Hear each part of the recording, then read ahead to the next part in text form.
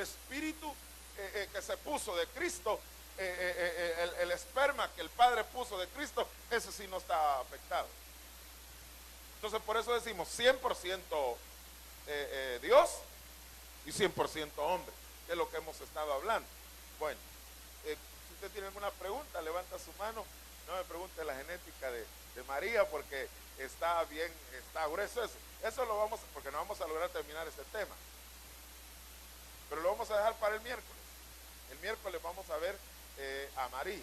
Oiga, porque ya encontré algo ahí, pero a manera de comentario, y eso es lo que yo quisiera preguntarle a mi apóstol.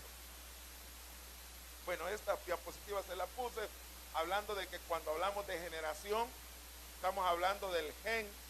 ¿Se recuerda? Solo las dos palabras, la 1078, que significa Génesis, de lo mismo de la griega 1074, y le puse abajo la 1074, que quiere decir genea, y que siempre está hablando de la generación. Luego después, si usted se recuerda, le puse la palabra engendró, porque ya aparece engendró, que quiere decir genao, que quiere decir procrear propiamente del Padre, figurativamente regenerar, engendrar, dar a luz, nacer, nacimiento, concebir. ¿Por qué yo estoy hablando acerca de esto? Porque mi apóstol habló de esto, de la tríada de la genética de Jesucristo. Él lo habló el 31 de diciembre, bueno, ya era el primero, porque lo puso ya pasadas las 12 de la noche. Y puso Mateo 1:17, el mismo versículo le estoy poniendo. Dice así: de manera que todas las generaciones desde Abraham hasta David son ¿cuántos? 14 generaciones. Yo le puse en rojo genes, porque de ahí vienen los genes. ¿Se recuerda que hicimos la comparación de genética y de herencia, verdad? ¿Sí se recuerda? ¿Quiénes estuvieron el miércoles? Levanten la mano los que estuvieron el miércoles. Miren, tu mano. Eso es lo que me preocupa a mí. Y ya lo platicamos bastante. Y hay un buen grupo de hermanos que no pueden venir en semana. Pero aquí me llama la atención, así de que si estoy repasando algo, no se preocupe, retroalimento. O hago un reinicio. ¿Y cómo es el año del reinicio? Podemos hacerlo, ¿verdad? Entonces dice, desde Abraham hasta David son 14 generaciones. Y desde David hasta la deportación a Babilonia, 14 generaciones. Y desde la deportación de Babilonia hasta Cristo, diga por favor, hasta Cristo, 14 generaciones. Entonces, hace tres grupos. Hace tres grupos. Tres grupos hace. ¿Sí? ¿Qué dice si lo miramos? Entonces, cuando usted suma 14 más 14 más 14, ¿cuántos son? No le oigo. ¿Cuántos? 42. Entonces son 42 generaciones. Y no hay más. Solo son 42 generaciones y no hay más. No habrán más. Solo 42 generaciones. Veamos Mateo 1. Mire cómo dice.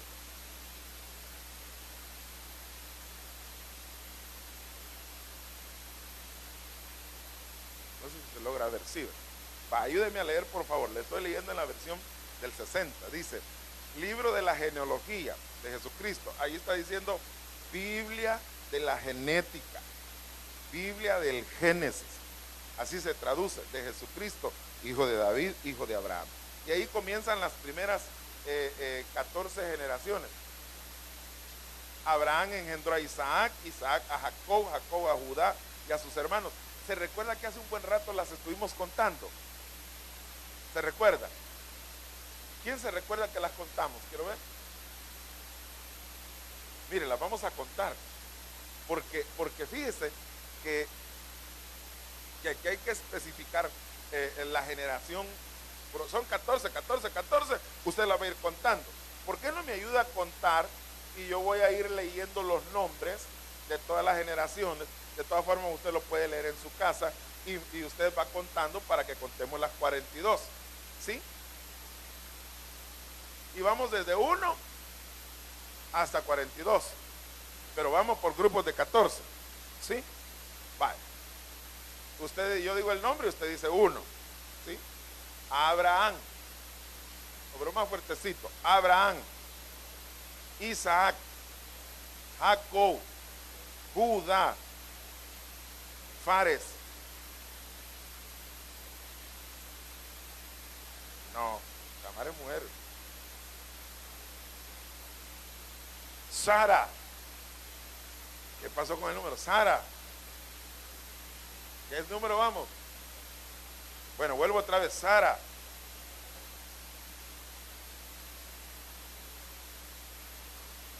¿Cuál es? Judá, Fares, Esrom. Ahí está. Voy a volver, hermanos. Voy a volver. Abraham, Isaac, Jacob, Judá, Fares, Esrom, Aram, Aminadab, Naasón, Salmón, Booz, Obed, Isaí, David. Ya tenemos ahí 14 generaciones. Lo que dice, desde Abraham hasta David, 14. Le damos a otras 14. ¿Sí? ¿Se anima? Vale. De ahí comienza. Y David engendró a Salomón, ¿verdad? Vamos. Salomón. Pero no le oigo. Salomón. Roboán. Abías. Asa. Josafat. Jorán. Usías. Jotam. Acaz. Ezequías. Manasés. Amón. Josías. Jeconías. Dice, y Jeconías y a sus hermanos en el tiempo de la deportación a Babilonia. Otros 14. Seguimos ahora. 12. Dice, después de la deportación a Babilonia, Jeconías, que ya lo mencionamos, engendró y comienza Salatiel, Zorobabel, no le oigo, Abiú, Eliaquín, Azor, Sadoc, Aquín, Eliú, Eleazar, Matán, Jacob, José, Jesús. ¿Qué número es Jesús? ¿Qué número es Jesús? Llamado el qué? ¿Y quién es 14? Cristo. Entonces Jesús es uno. Cristo es otro.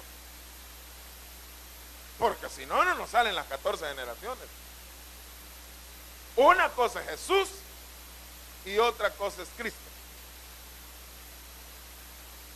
Aunque es el mismo. Amén, amén. Entonces aquí tenemos, hermanos, un principio en el cual usted tiene que saber que por esto es que nuestro Dios participó de carne y sangre. ¿Por qué Él participó de carne y sangre? Porque por cuanto los hijos participaron de carne y sangre, Él tuvo que participar de lo mismo para poder vencer a aquel que tenía el imperio de la muerte, esto es, al diablo, a través de la muerte. O sea, Él tuvo que probar la muerte. Por eso, proféticamente, Él le había dicho a la muerte: oh muerte, yo seré tu muerte. Le estaba diciendo: muerte, yo te voy a matar. Ese es un mensaje que también prediqué hace un buen rato, que se llamó el día de la muerte, cuando la muerte se murió.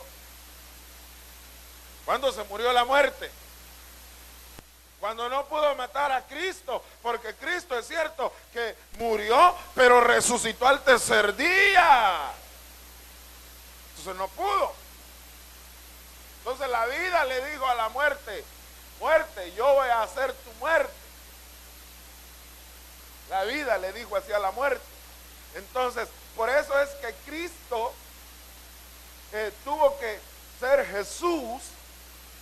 Nuestro Dios tuvo que venir en carne, tuvo que encarnarse, aquel aquella palabra, aquella letra, aquel Aleph, hasta la Tau, aquel que era el principio y el fin, se encarnó. La palabra, la letra, el logos, en el principio era el verbo, y ese verbo se encarna, y al encarnarse habita acá despoderadamente, sin poder. Por eso en San Juan capítulo 17 versículo 5 le dice Jesús: Padre, glorifícame con aquella gloria que tuve contigo antes. O sea, que estaba sin gloria. Por eso dice la Biblia que Él se despojó de todo. En los despojamientos que tuvo Cristo, en la posición que Él tuvo, sin gloria, todavía humanamente se rebajó, se hizo y tomó la condición de un siervo. Se hizo menor que hombre. Por eso el Padre lo exaltó hasta lo sumo. Entonces, esta generación es la de la que yo le quiero hablar. La generación de Jesús es la generación pecaminosa. Y la generación de Cristo es la generación ungida, la santa.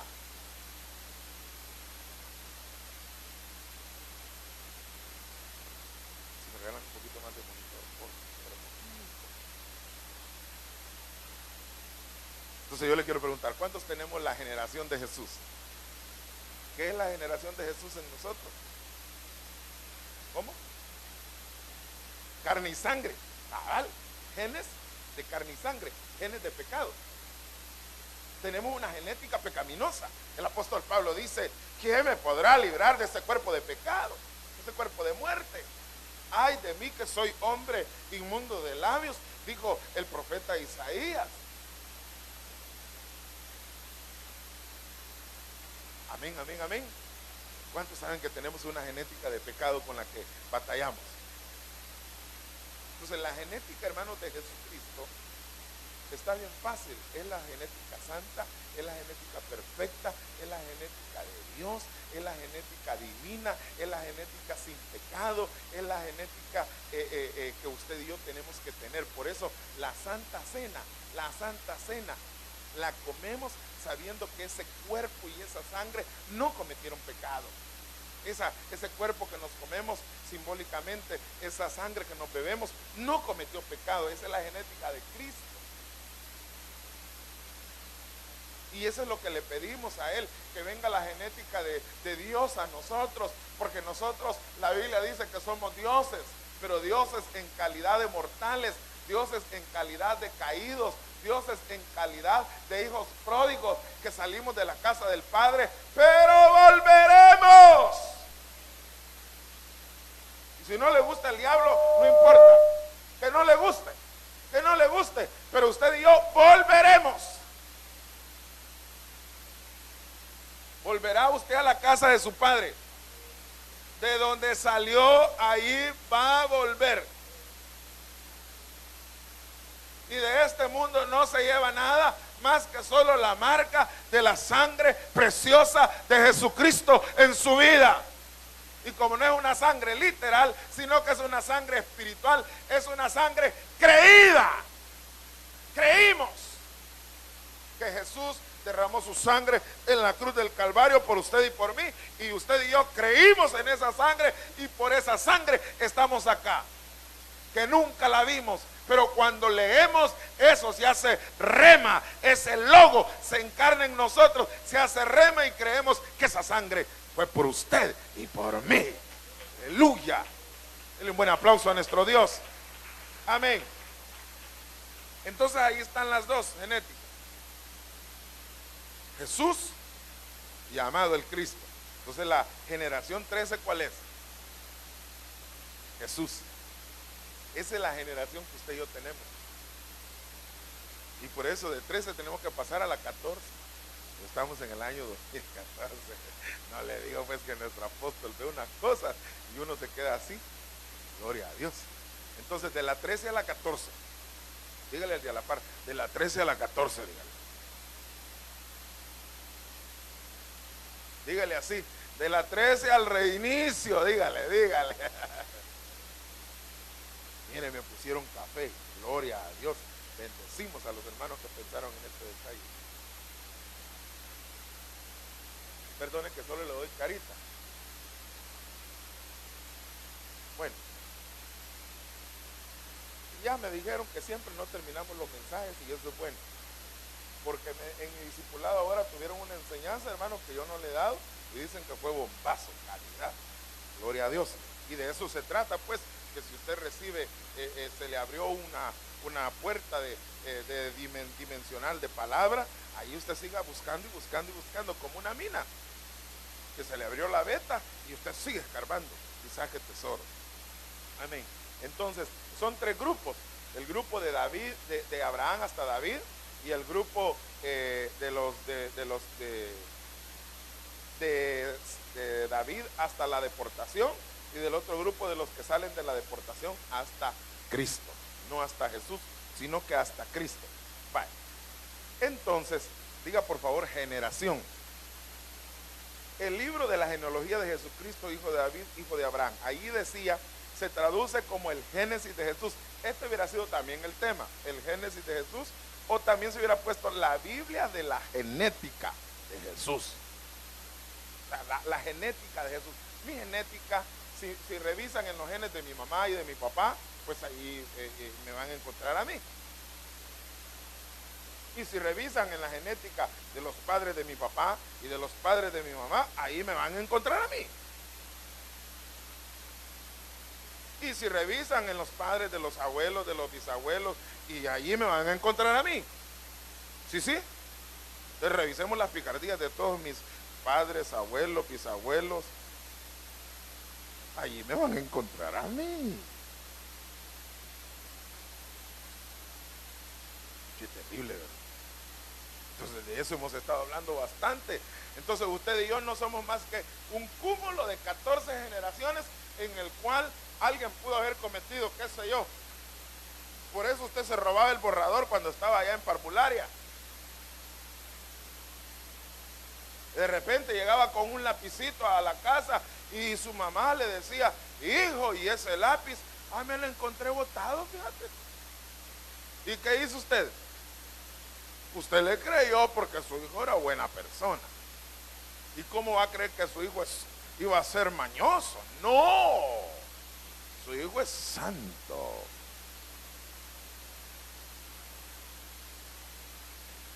Delicado eso, hermano. Delicado eso. Dice que papá y mamá no quieren descubrir al mañosito, fíjate. ¿Sabe por qué? Porque da pena. Pero eso hay que darle tratamiento. Porque si al niño no se le trata cuando está chiquito, en kinder, prepa, en los primeros años, y está llevando cosas que no son de él y que él se las encuentra botadas, hermano, si no se le da tratamiento, ese niño va a llegar a ser jefe.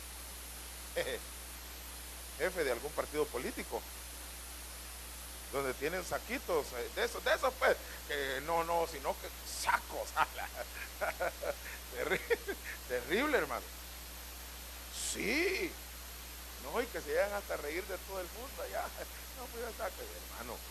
Ay, ya me acordé. Ay, voy a salir de la carne mejor, Señor. Ayúdame. Es que mire, es que eso da cosa, hermano. Da cosa la crisis económica y que lo hagan a uno tan. Hermanos, el domingo tenemos que orar. Tenemos que orar. Oiga bien, desde ya oremos por lo que pueda pasar, porque eso nos afecta. Y mire, y quede quien quede, no es la solución. Quede quien quede, no es la solución. La solución para el ser humano es Jesucristo. Y a ese no lo quieren. Gloria a Dios. Denle un buen aplauso a nuestro Dios. Así es. Así es de que usted véngase listo con su DUI y esto y lo otro y vaya a votar. ¿Por quién? A saber, hermano. Y no venga con ningún color de esos que van a cargar. No, hermano. Trate de venir así. Por ejemplo, cuando hay bodas, no venga vestido de boda porque usted no es el novio. A menos que sea el novio. ¿Sí? Una mujer que la invitan a la boda de blanco. No, solo la novia puede ir de blanco. Y si aparece otra de blanco, no, ya es chute. Entonces no, hay que venir diferente. Así de que esas camisas así, prohibidas la otra semana. Todo el ministerio de alabanza a votar. Bueno, diga por favor, la genética de Jesús. Entonces, ahí hay dos genéticas que hay que ver. La genética torcida, que es la que usted y yo cargamos. Porque Jesús, o sea, nuestro Dios se hizo Jesús. Se hizo carne. Se hizo carne para experimentar y recibir en adopción toda la genética. Porque mire, ¿quién le dio la genética a Jesús?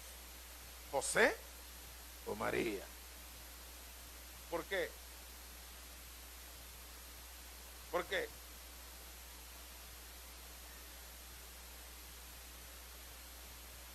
Porque en realidad era hijo de María.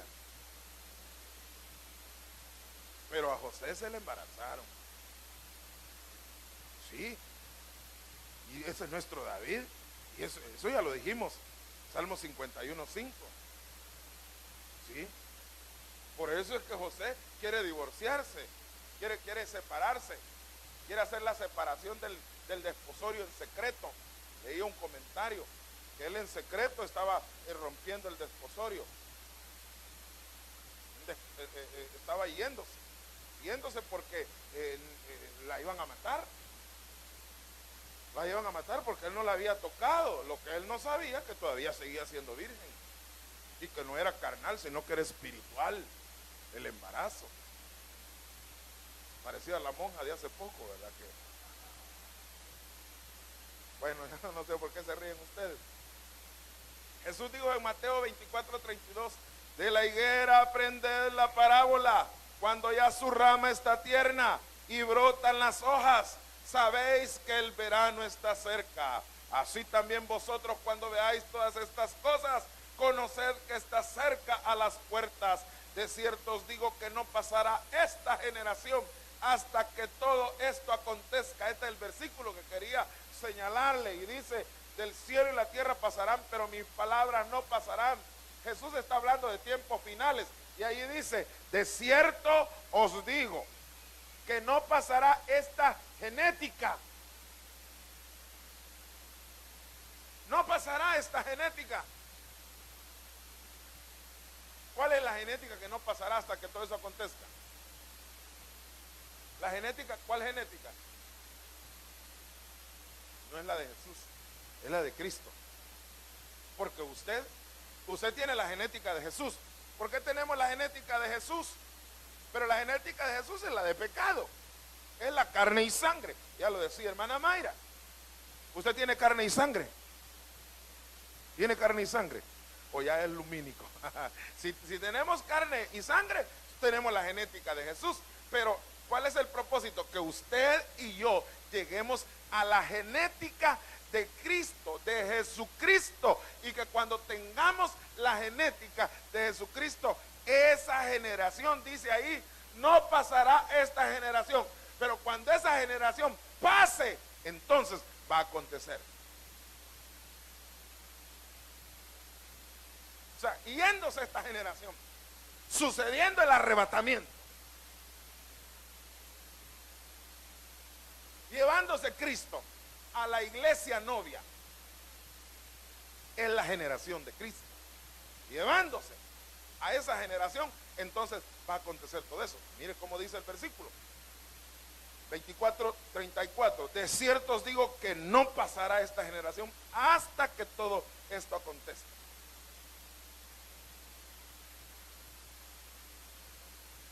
Gloria a Dios. ¿Cuántos se alegran de que el Señor está a las puertas para llevarnos? Qué bueno. Bueno, vamos a ver estas generaciones rápidamente. Mira el primer grupo, ya lo leímos. Leímos ahí que está Abraham, Isaac, Jacob, Judá y sus hermanos. Judá engendró de Tamar a Fares y a Sara, y ahí aparece Rom a Aram, y aparece acá Aram engendró a Aminadab a Naasón, y Naasón a Salmón, y Salmón engendró a Rahab. Y ahí, hermanos, hay que irse deteniendo en cada cosa. Aparece ahí Rahab, Ruth, y aparece también ahí doña Betsabé, que con esa se corona Grupo de 14. ¿Qué dice si lo miramos? Dígame un buen amén, por favor. Bye. Ezequiel 16:3 dice: así ha dicho Jehová el Señor sobre Jerusalén, tu origen, tu nacimiento es de la tierra de Canaán. Tu padre fue amorreo y tu madre etea. Ayúdeme un poquito, por favor, a entender lo que nuestro Dios está diciendo a través del profeta Ezequiel. Recuerde que Ezequiel está en el periodo del cautiverio, y en el periodo del cautiverio está él como cautivo. A veces aparece Ezequiel cautivo en Judá, pero a veces aparece allá mismo en lo que es Babilonia. Bueno, no vamos a discutir en ese punto, pero ahí dice: tu origen, tu nacimiento es de la tierra de Canaán. ¿Qué es ser de la tierra de Canaán? ¿Qué es que nuestro padre haya sido amorreo y nuestra madre etea? Claro, está hablando de Jerusalén. Usted sabe que usted y yo somos la Jerusalén espiritual, ¿verdad? Ahí se está hablando de la Jerusalén literal. Pero todo lo que decía el pastor Elvis, que lo que le pasa al cuerpo literal le pasa al cuerpo espiritual. Igual acá, lo que se habla de la Jerusalén literal tiene que hablársele a la Jerusalén espiritual. Porque el apóstol Pablo en Gálatas capítulo 4 dice que nosotros somos la Jerusalén de arriba, la celestial, que es madre. O sea, nosotros vamos a llegar a ser madre de todos vosotros, dice el apóstol Pablo. Entonces ahí dice: tu origen, tu nacimiento es cananeo. Hermano, si a usted le dicen: vos sos un gran cananeo, ¿qué le están diciendo? Buena persona. Voy a poner un ejemplo. Si nosotros decimos: este tibio es un gran cananeo, ¿qué le estamos diciendo? Lo estamos ofendiendo, hermano.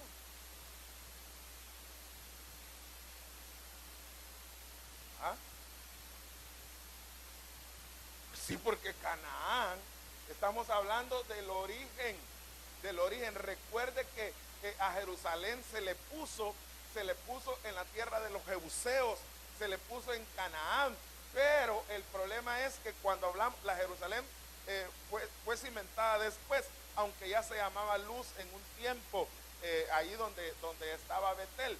La historia es larga, pero Jerusalén, usted sabe que su origen, ahí estaba plagado de un montón de naciones. Habían 7 naciones de las cuales Dios no quería nada con ellas.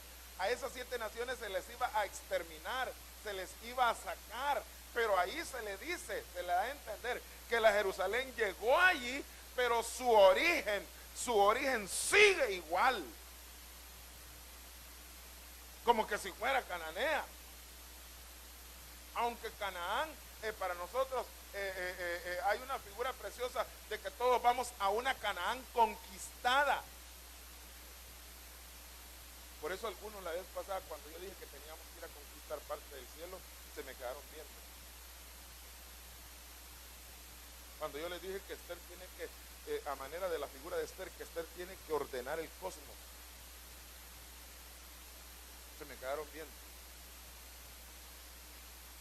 Y hermano, que para nosotros, ¿qué es la Canaán espiritual? ¿Qué sería la Canaán espiritual? El cielo. Ahora le pregunto: ahí en el cielo hay una Babel. Sí, hermano. Hay una Jerusalén en el cielo. Sí, hermano. Entonces ahorita estamos en el plano literal. Y aunque usted no lo crea, usted y yo estamos en una pausa. Esta pausa se llama gracia. Y el reloj de Dios va a seguir contando para Israel, pero usted y yo nos vamos. ¿Para dónde? Para nuestra verdadera identidad, porque nosotros somos el sacerdocio de Melquisedec, no de Leví, no de la orden arónica, que también es para siempre.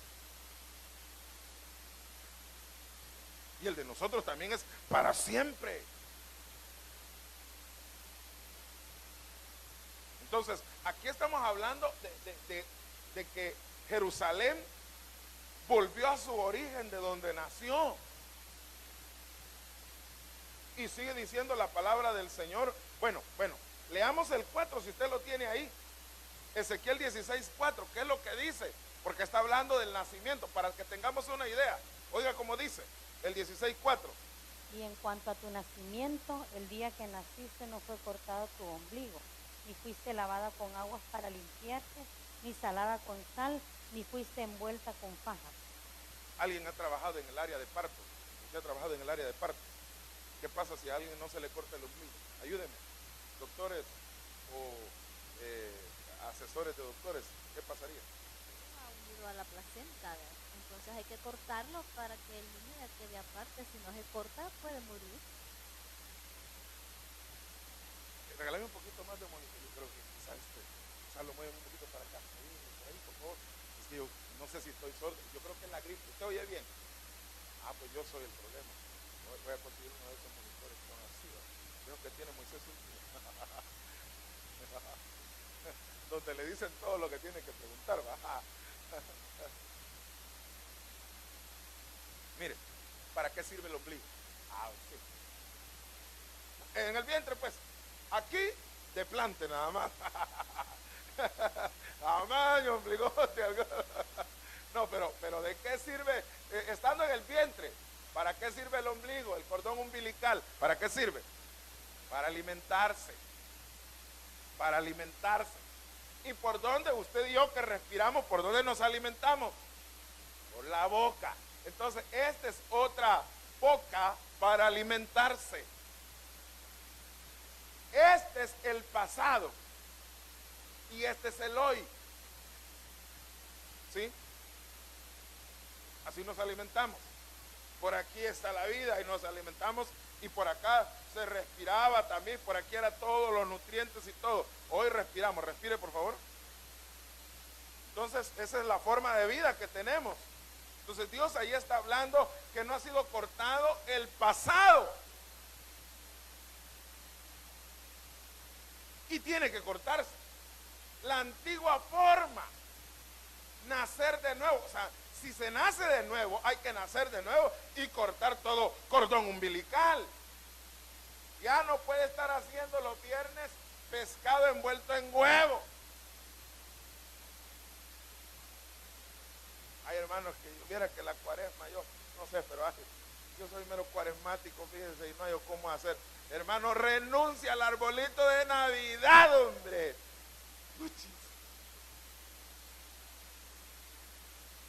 Y deje de decir que hay ruedas cristianas. Y deje de andar diciendo, es que estas en metro son ruedas cristianas. O como dijeron, ecuménicas. No, de veras, así entre nosotros. ¿Quién ya se fue ahí a subirse a la Chicago? Entraba. Amén. Usted compró una estrella y se la comió. Son bien buenas. Son bien buenas. Solo a comerse una estrella. ¿Y quién ha ido a comer dulces? Mire, hermano, yo creo que ya explicamos eso. Ya explicamos eso. Ahora, si lo ve un débil, ya se fregaron. Y usted tiene así la boca ya para meterle la tostada, y lo ve un débil, toca el suelo. Pero por lo demás, compre su tostadita y me trae una, oiga, envuelta en una bolsa de negro. Bueno, ¿cuánto hemos cortado ya el cordón umbilical? Sí, corte completo. Ya no más amigotes. Si usted anda con amigos que toman, no las cosas a pecho, sino que el licor, va a terminar polo. Y si usted ya fue bolito social, después va a terminar midiendo la cuneta. No puede darse ese lujo. Tiene que rechazar toda situación del pasado. Sus amigos o amigas, mire, si usted sabe que su amiga es una gran loca, no ande con una loca, porque el que anda con las locas algo se le pega. Miren mi proverbio, ¿verdad? Entonces usted tiene que definir y cortar todo cordón umbilical y decir, esto ya no. Si a usted le gustaba la música pagana, por bonito que baile la de la guaca guaca, corte la guaca guaca y deje de decir que es del Barça o del Real. Todavía aparecen algunos dundos ahí diciendo, es que Dios es real. No le digo pues como mezclan a Dios. Yo por eso renuncio al... Yo, hermanos, mire, hace poquito salió una encuesta. ¿Cuál era el mejor equipo del mundo? Dijeron que no era ni el Barça ni el Real. El año pasado dijeron, en el 2013, ¿cuál fue el mejor equipo? El Bayern. No le digo que cuando yo digo Bayern, ¡plá!, le pego al del Barça, ¡plá!, le pego al del Real. Mire, qué tortazo le pego. Es el Bayern. No anden con perdedores.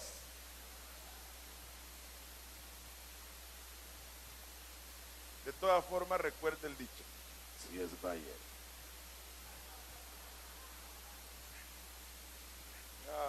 No, yo no le voy a ninguno, yo no tengo clavos. Pero mire, disfrute un partido de fútbol. Disfrútelo. Pero no se ponga a decir tonteras, que usted no es una tontera, hombre. Usted es hijo de Dios. Y viene el del otro equipo y le dice, ay, vas perdiendo. Y el otro, pues sí, ya está tontera, ponen en el internet. Usted. No le digo que nosotros parecemos otra cosa, pues. Y no, hermano.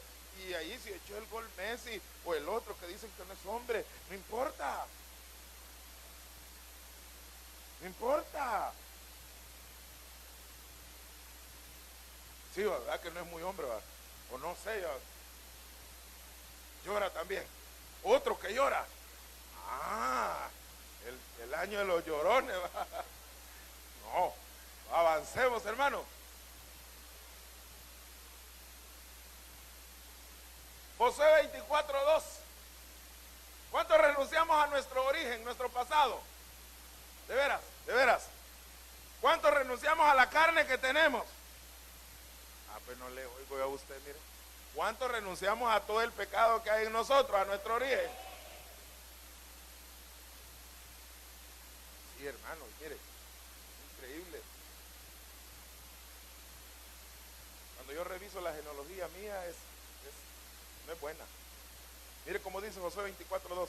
Y dijo Josué a todo el pueblo, así dice Jehová, Dios de Israel, vuestros padres habitaron y antiguamente al otro lado del río. Esto es ¿quién?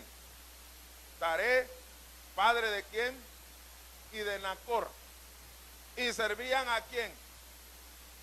¿A quiénes servían? Servían a dioses extraños. ¿Quién servía a dioses extraños? Taré. ¿Y quién era Taré? ¿Padre de quién? ¿Y de quién vamos a comenzar a hablar? De Abraham. Por eso es que la Biblia lo pone bien claro y dice, y yo tomé a vuestro padre Abraham del otro lado del río y lo traje por toda la tierra de Canaán y aumenté su descendencia y le di Isaac. Entonces Taré tenía dioses extraños, diga por favor, dioses extraños. Y por decir algo, ¿quién le quitó los dioses extraños a Labán? Porque ahí nace Labán. Cuando llegan y encuentran a Rebeca, Rebeca es hermana de Labán.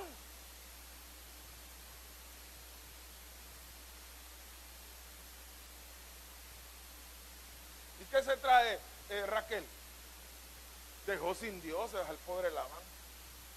Mire, hermano, es como que usted y yo fuéramos, hoy para Semana Santa, fuéramos a esconderles el tatachén aquí a los de Sonsonate. Ay, hermano, se quedarían sin nada.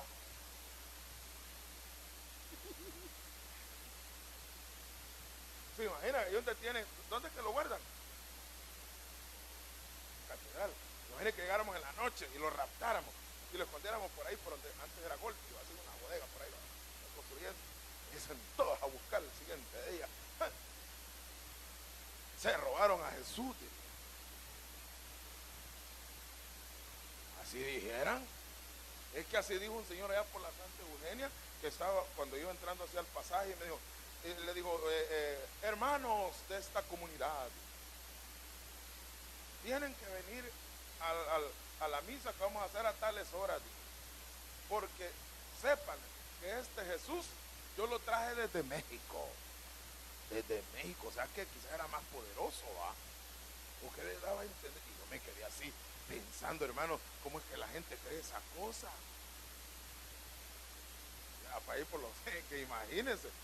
Entonces, a dioses extraños dice. Entonces Abraham servía a dioses extraños. Abraham era un idólatra.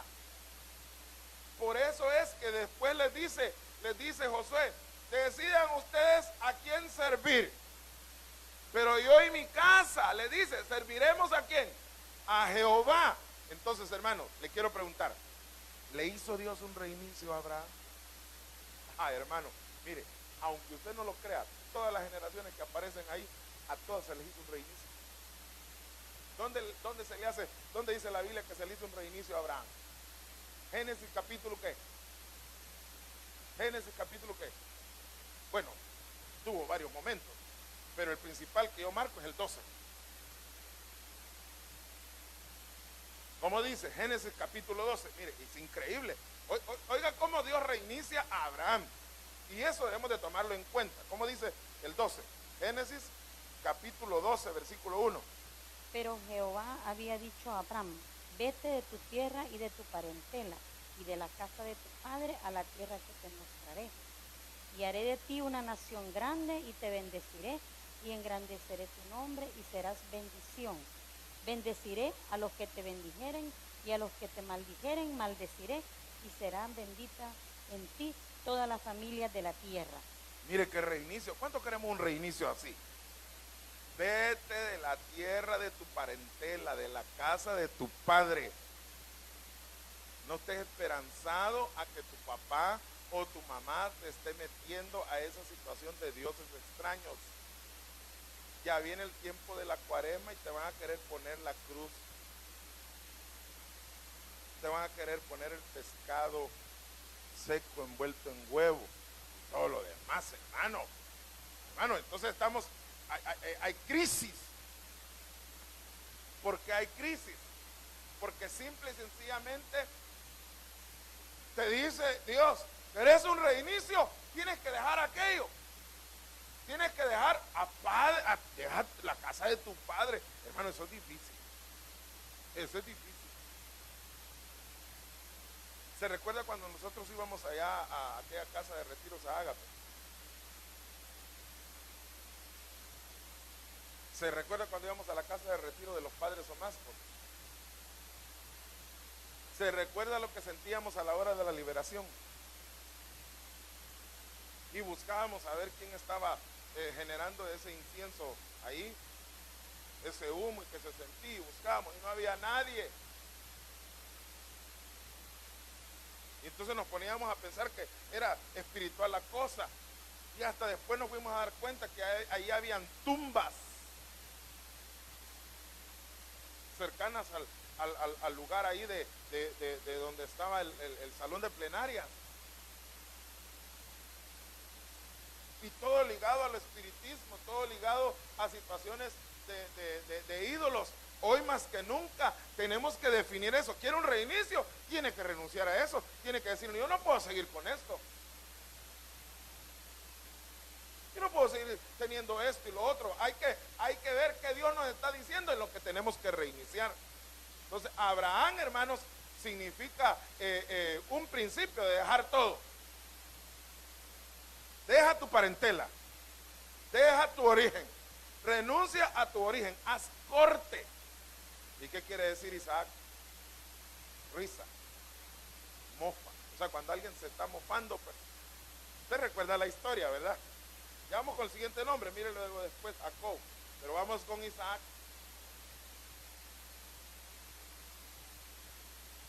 ¿No le ha pasado a usted que usted hace una cosa donde se equivoca y se ríen de usted? ¿A qué le llama a usted? ¿Cómo le viene a la mente a usted cuando alguien se está mofando de usted? Casi que siente. Como que si se estuviera burlando. Es que fíjese que Dios le está diciendo a Abraham, ahí hay una teofanía, y le está diciendo que dentro de cierto tiempo tu mujer va a estar embarazada y va a tener un hijo. ¿Qué hizo Sara? Se puso a reír. ¿Estaban hablando con ella? No, ella estaba preparando comida. Es que las mujeres así son. Están cocinando y no están en la sala, pero tienen el oído parado de lo que están hablando por allá. Como que si alguien les está diciendo que se metan, y se meten sin querer queriendo. Así estaba ahí Sara preparando las 3 medidas de harina y todo lo demás.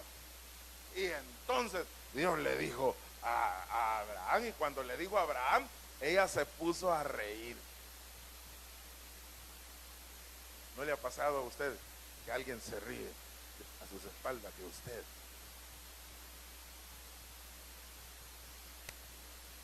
Mire, yo creo que ya se detuvo. Mira, hace mucho aquí el Ministerio de Alabanza, alguien se equivocaba y todos los demás. No, ya no. Todavía.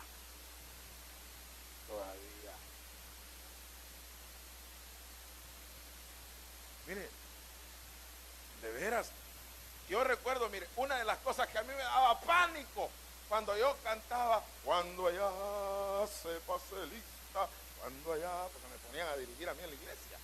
Y cuando me ponían a dirigir a mí en la iglesia, y yo cantaba, llegaronse los tiempos, cumpliéronse los días, y aquellas profecías que el Señor habló. ¿Se recuerdan? Y uno se equivocaba y agarraba el término por otro lado, y el músico iba, más que en ese tiempo eran de esas guitarras de esa, hermano, y ya era difícil encajar a toda la rondalla ahí. Y hermano, qué vergüenza.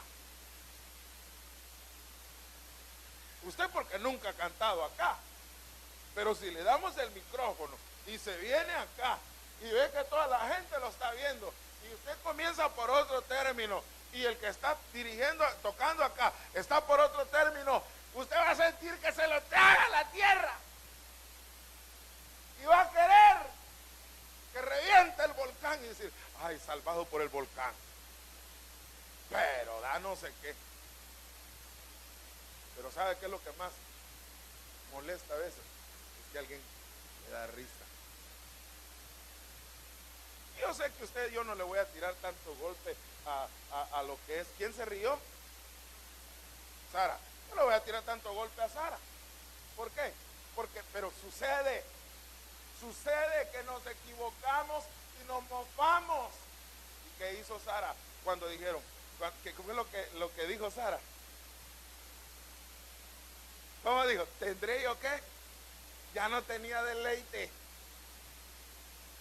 Diga por favor, no había deleite. No quiero agravar a nadie, oiga. Dice, tranquilo, pasa. Entonces, ¿qué dijo Sara? Tendré yo deleite. Y miren por lo que se rió, pues. Se rió por una situación sexual. Ay, hermano, ¿usted cree que no le duele eso a un hombre? Diga, hermana, eso de su marido y se va a acordar que le va a tocar dormir en el sofá. Al marido, pues, porque por ahí lo va a mandar usted. Entonces, se puso a decir, ¿tendré yo deleite con mi Señor? Siendo él, ¿qué digo? ¿Cómo es que dice? Porque a ella ya no le venía su costumbre. Y él que ya estaba viejo, Si la Biblia dice de uno ya casi muerto. Si Abraham lo único que hacía era respirar.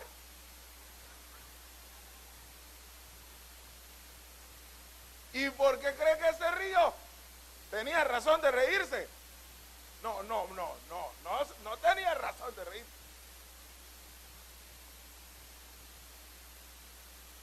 Por lo menos hubiera pensado, pero no se hubiera reído.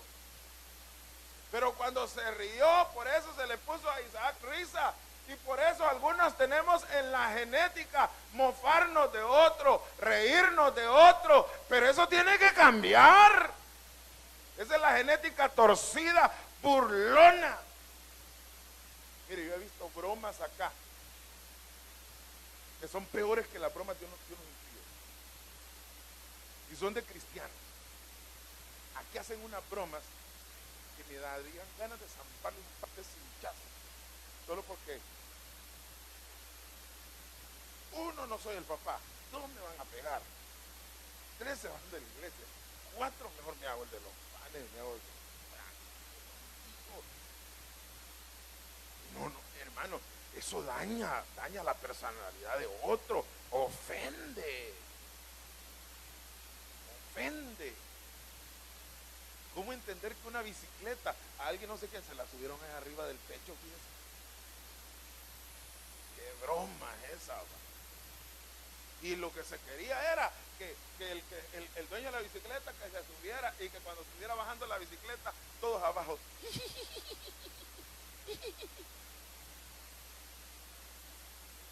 A otro hermano le pusieron un cono arriba del carro. Y el hermano no lo vio, ahí iba con el cono para, mire, acá te da risa.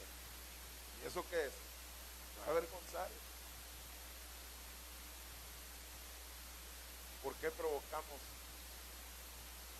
eso?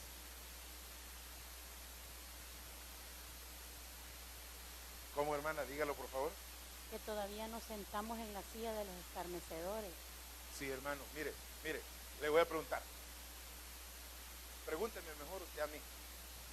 Pregúnteme, hermano, ¿usted nunca se ha burlado? Pregúnteme, dígalo. ¿Cómo no, hermano?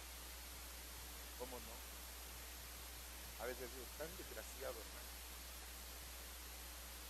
Pero se lo estoy diciendo a Pedro para que entienda a Juan, ¿verdad?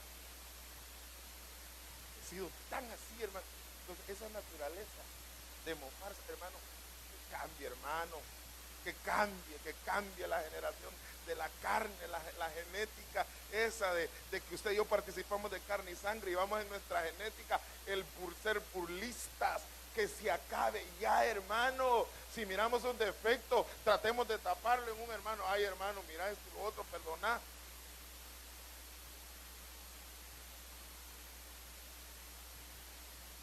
Y podemos hacer burla, hermano, con un montón de personas. Mire, con todo respeto voy a decir esto, pero para allá voy yo. Yo como todavía estoy joven. Pero los que ya tienen sus años bien marcados. Hoy venía diciendo Papá Beto, no sé si hoy o antes, no sé cuándo, que el cuerpo ya no es igual. Ya no funciona igual, que tiene unos dolores, que esto y lo otro, que aquí, que allá, y uno se va haciendo viejo. Entonces, ¿quiénes pueden ser los más burlistas? Yo casi le estoy leyendo el segundo libro de Reyes, cuando unos jóvenes salen de Betel y se burlan del ministro de Dios. Y al burlarse salen 2 juicios, 2 osos, y destruyen ahí, porque se burlaron de aquello que la naturaleza le manda honra al hombre. Lo que le es honroso al hombre, no andar peludo. Ya la naturaleza manda esa información en los genes. Entonces, hermano, no nos podemos estar burlando. Que desaparezca la burla. Que desaparezca toda risa burlona. Que dejemos de hacer bromas impías, luzbélicas.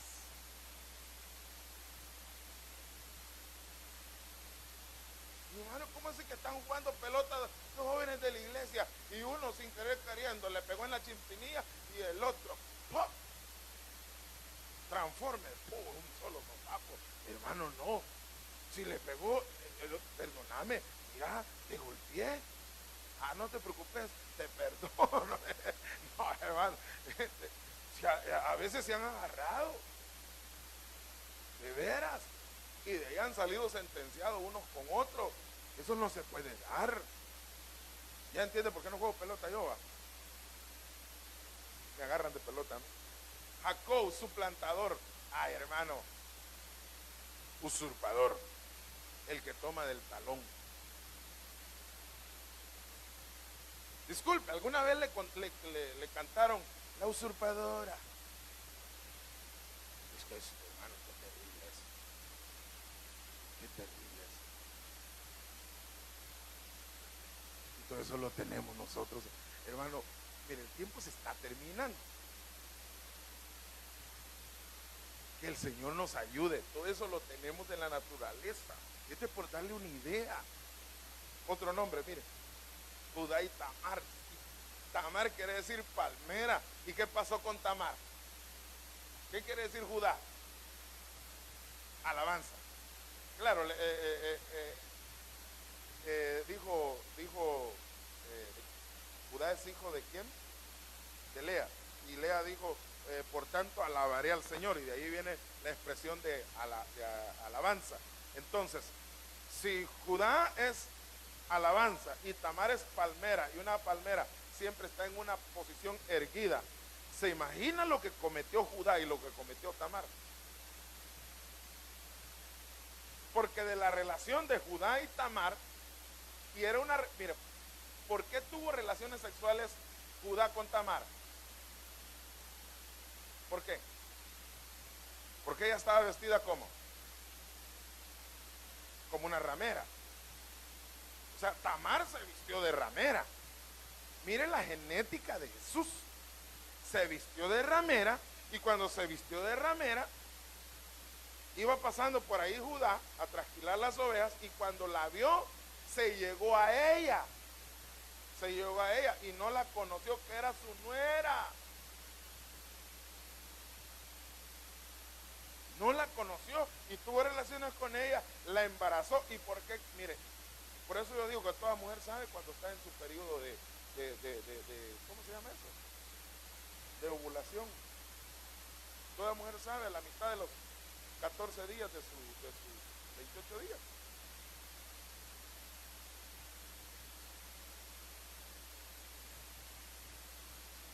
Porque se ha pasado aquella que alquiló al marido por unas mandrágoras, las dos hijas de Lot, que lo emborracharon. No lo tuvieron una semana emborrachado de seguro, sino que era el día específico, y esta mujer, el día específico que estaba lista para concebir, ahí iba pasando Judá.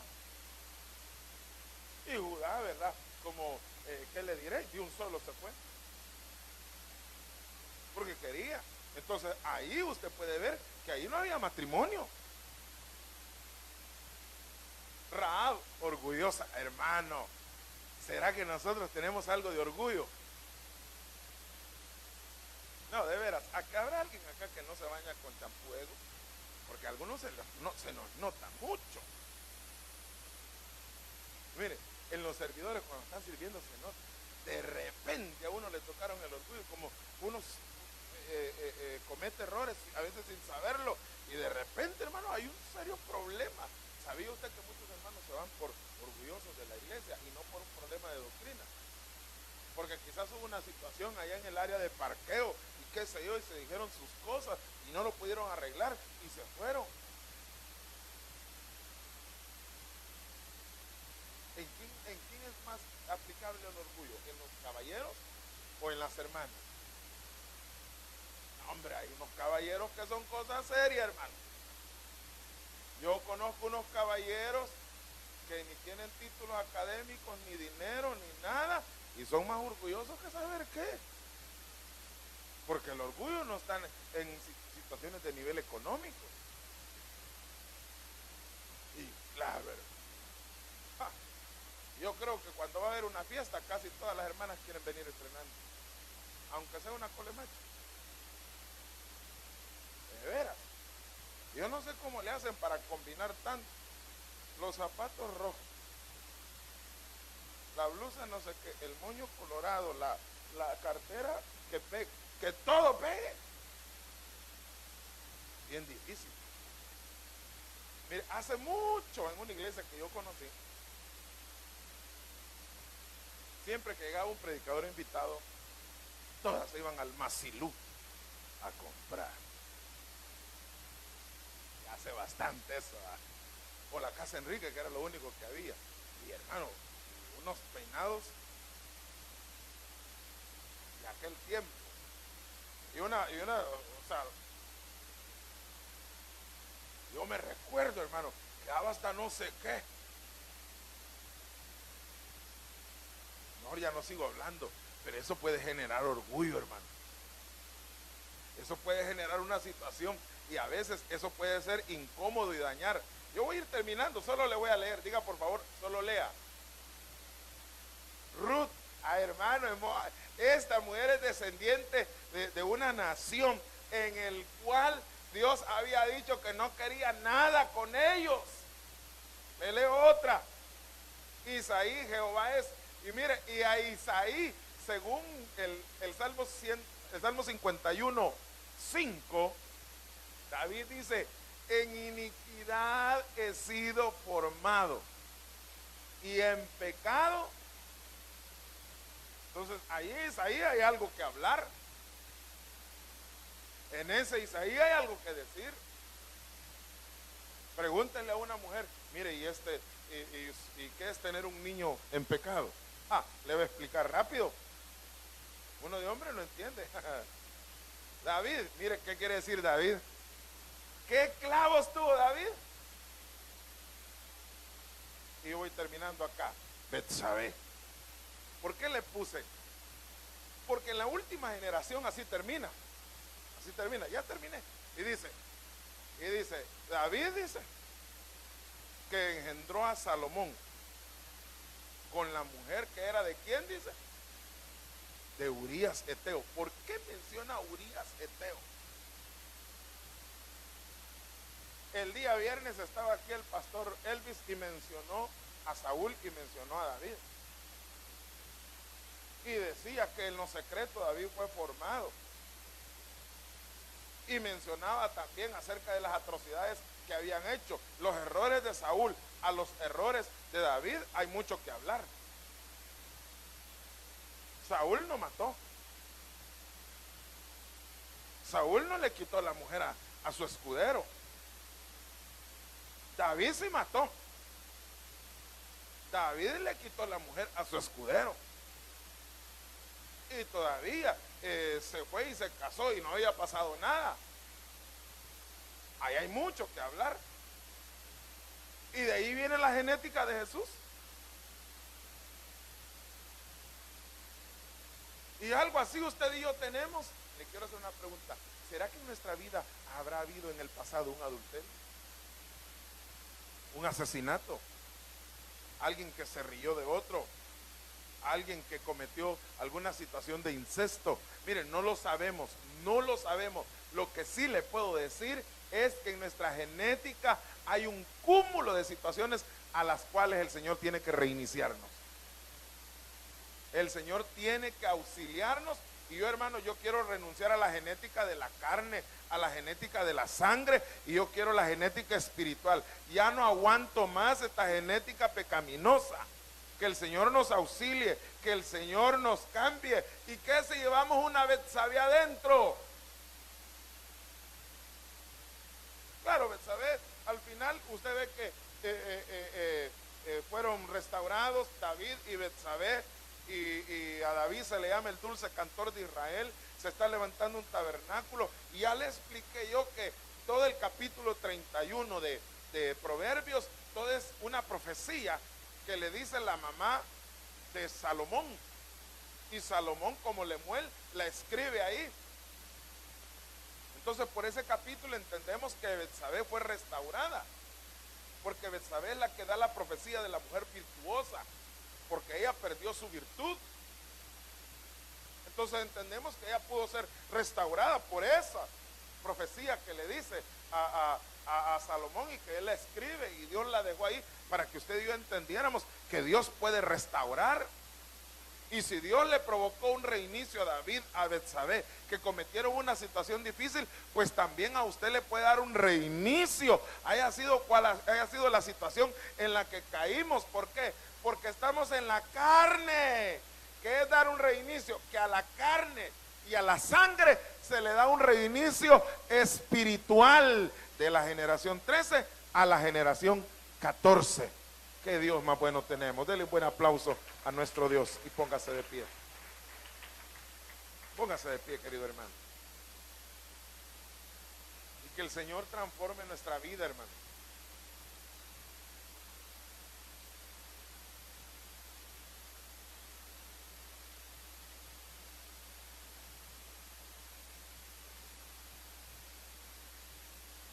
Dios es bueno.